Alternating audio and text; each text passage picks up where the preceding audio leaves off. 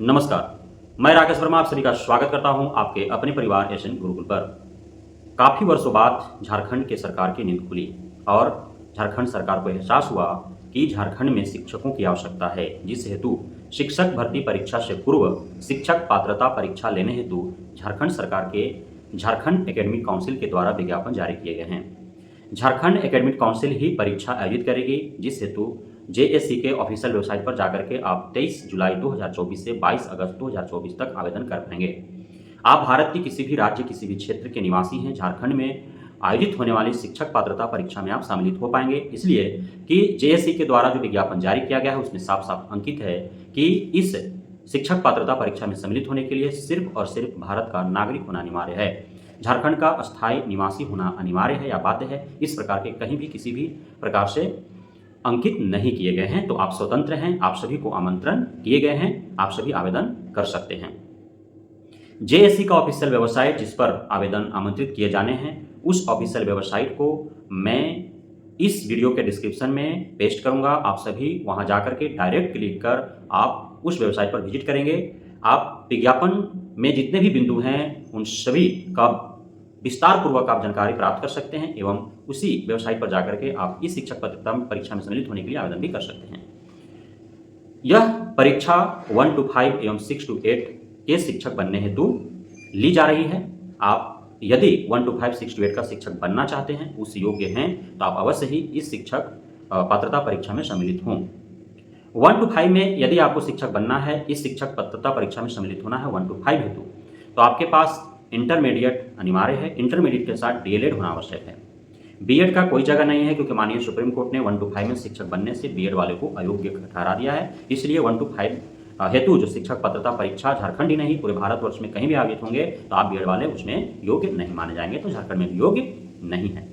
6 to 8 का यदि आप शिक्षक पात्रता परीक्षा में सम्मिलित होना चाहते हैं, तो आपके पास ग्रेजुएशन होना चाहिए, साथ ही आपके पास डीएलएड या बीएड होने चाहिए। 6 to 8 में डीएलएड भी और बीएड भी दोनों योग्य हैं, तो कुछ भी हो तो आपको चलेंगे।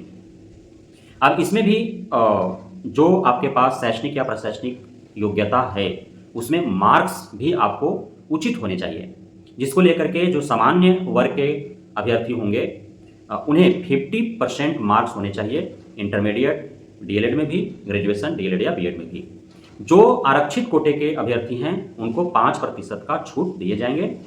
आपका इंटरमीडिएट या ग्रेजुएशन में, डीएलएड या बीएड में भी इसका आपको खास ध्यान रखना है।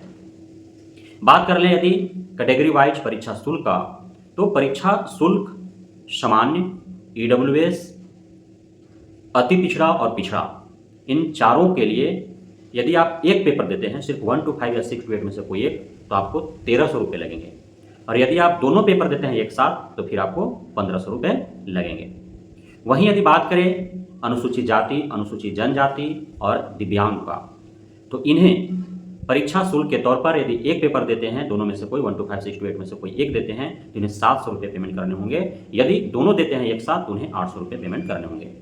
वहीं झारखंड चूंकि आदिवासी एरिया है, तो आदिम जनजाति के लोग भी वहाँ रहते हैं, तो वे यदि 1 to 5, 6 to 8 में से कोई एक परीक्षा में सम्मिलित होते हैं, किसी एक पेपर में सम्मिलित होते हैं, तो उन्हें 500 रुपये देना होगा। यदि दोनों में एक साथ सम्मिलित होते हैं, तो उन्हें 600 रुपये देने होंगे। बात कर लेते हैं जी क्वालिफाइंग मार्क्स का, तो अलग अलग कैटेगरी के लिए अलग अलग क्वालिफाइंग मार्क्स तय किए गए हैं। हालांकि ईडब्ल्यूएस को न तो सेंट्रल लेवल पर और न ही बिहार में अतिरिक्त छूट दिए गए। जो सामान्य कैटेगरी का क्वालिफाइंग मार्क्स था, वही ईडब्ल्यूएस का भी क्वालिफाइंग मार्क्स था। लेकिन झारखंड के इस शिक्षक पात्रता परीक्षा में ईडब्ल्यूएस के लिए भी जो है छूट दी गई है। तो क्वालिफाइंग मार्क्स को 2 अलग अलग खंडों में बांटा गया है। प्रत्येक कैटेगरी वाइज शिक्षक अभ्यर्थियों के लिए अलग अलग खंड में अलग अलग प्राप्तांक लाने हैं और ओवरऑल भी प्राप्तांक तय किए गए हैं। यदि आप सामान्य अभ्यर्थी हैं, सामान्य कोटे के अभ्यर्थी हैं, तो आपको प्रत्येक खंड से 40% मार्क्स लाने होंगे। अर्थात आप 1 to 5 का शिक्षक पात्रता परीक्षा हेतु सम्मिलित हो रहे हैं, तो उस पेपर को 5 खंडों में बांटा गया है।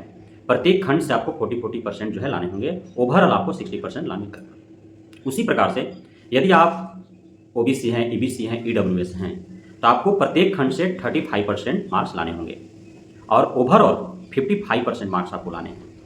यदि आप अनुसूचित जाति हैं, अनुसूचित जनजाति हैं, आदिम जनजाति हैं या दिव्यांग हैं, तो आपको प्रत्येक खंड से 30% मार्क्स लाने होंगे और ओवरऑल आपको 50% मार्क्स लाने हैं। यदि इस प्रकार आप मार्क्स ला पाने में सफल और सक्षम हो जाते हैं तो आप आसानी पूर्वक जेएससी के द्वारा आयोजित शिक्षक पात्रता परीक्षा जो झारखंड में हो रही है उसे आप उत्तीर्ण कर जाएंगे। उसके बाद आप योग्य हो जाएंगे आगामी शिक्षक भर्ती में सम्मिलित होने के लिए।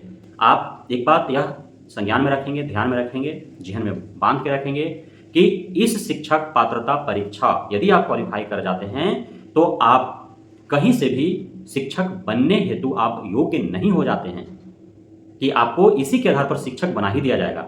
जिस प्रकार से बिहार में बीपीएससी आयोग के द्वारा शिक्षक भर्ती परीक्षा ली जा रही है, प्रतियोगी परीक्षा ली जा रही है, उसी प्रकार से झारखंड में भी आयोजित हो सकते हैं। तो वहाँ के सरकार पर निर्भर करता है, विभाग पर निर्भर करता है कि आपको डायरेक्टली जो है आपका योग्यता, प्रशासनिक योग्यता, शैक्षणिक योग्यता, अर्हता, पात्रता के आधार पर ही मेरिट बना करके डायरेक्ट आपका जो है शिक्षक के रूप में भर्ती ले ले, या फिर ये सिर्फ योग्यता मात्र रख करके और प्रतियोगी परीक्षा ले करके जो प्रतियोगिता परीक्षा में मेरिट सूची में जगह बना पाएंगे उन्हें शिक्षक के रूप में भर्ती करें, तो उस पर निर्भर है। आप कहीं से भी सरकार से इस बात को लेकर के नहीं लड़ेंगे, नहीं संघर्ष करेंगे, मांग नहीं करेंगे कि आपने शिक्षक पात्रता परीक्षा उत्तीर्ण कर लिया है तो आप शिक्षक बन ही जाएंगे, ऐसा कुछ भी नहीं है। साथ ही शिक्षक पात्रता परीक्षा जो पूर्व में होते थे झारखंड में, तो उसके उत्तीर्णता प्रमाण पत्र का मान्यता 7 वर्ष का था, लेकिन अब उसे शिथिल कर दिया गया है। एक बार आप यदि झारखंड में शिक्षक पात्रता परीक्षा उत्तीर्ण कर चुके हैं तो आपका उसका मान्य आजीवन रहेगा, जिस प्रकार के सीटेट का हो गया, जिस प्रकार के स्टेट बीटेट का हो गया बिहार में। तो उसको आपको एक ही बार पास करना है, फिर आप कहीं भी भर्ती निकलेगा तो उसमें आप वहाँ सम्मिलित हो सकते हैं। बात कर लेते हैं उम्र सीमा की। न्यूनतम उम्र सीमा 21 वर्ष होनी चाहिए। अधिकतम उम्र सीमा जो प्रशासनिक विभाग के द्वारा तय किए गए हैं विभिन्न कोटे के अभ्यर्थियों के लिए वही रहेगा।